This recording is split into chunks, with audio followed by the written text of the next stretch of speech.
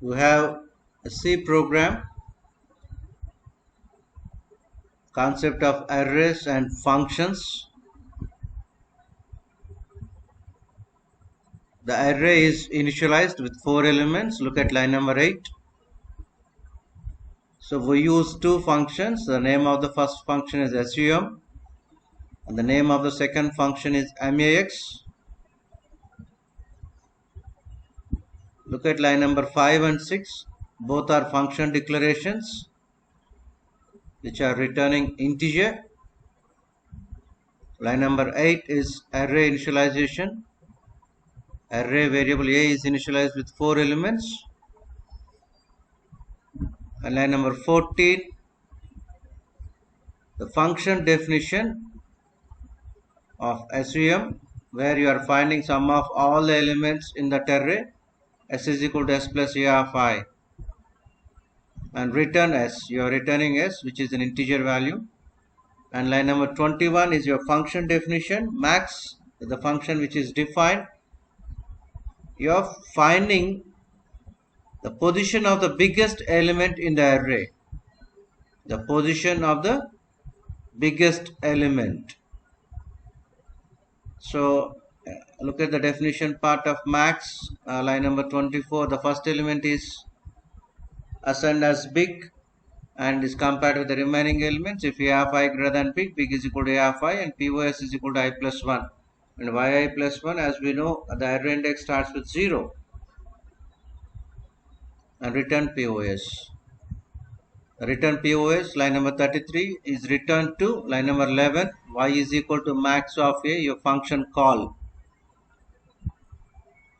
And similarly, line number 19, return s is returned to x. X is equal to sum of a is your function call. You need to identify function declarations, function calls, and function definitions.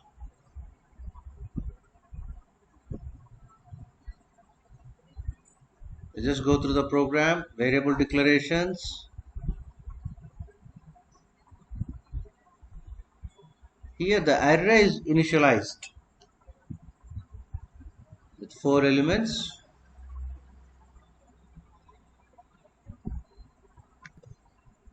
So here we have another program, the same program, but in this program the array is not initialized.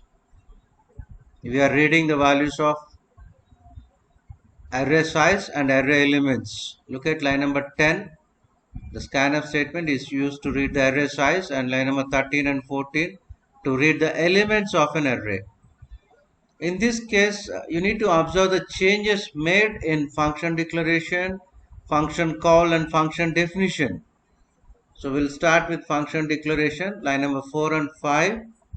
Look at that int sum, int comma int. The first is your array and the second int is for array size. And line number 15 and line number 17, the function calls x is equal to sum of a comma n. A is your array variable and n is your array size.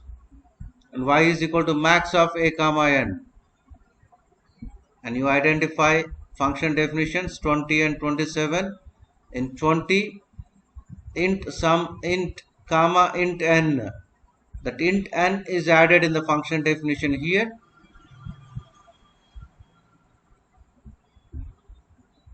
And similarly, line number 27, the function definition part of max.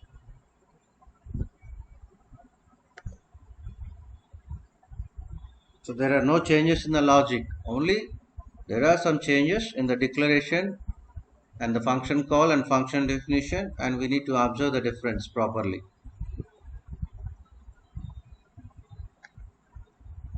So you can see the execution part of the program. The size is 3, elements 11, 22 and 24, and the sum is 57, and the index of the biggest is 3. The same program with some minor changes.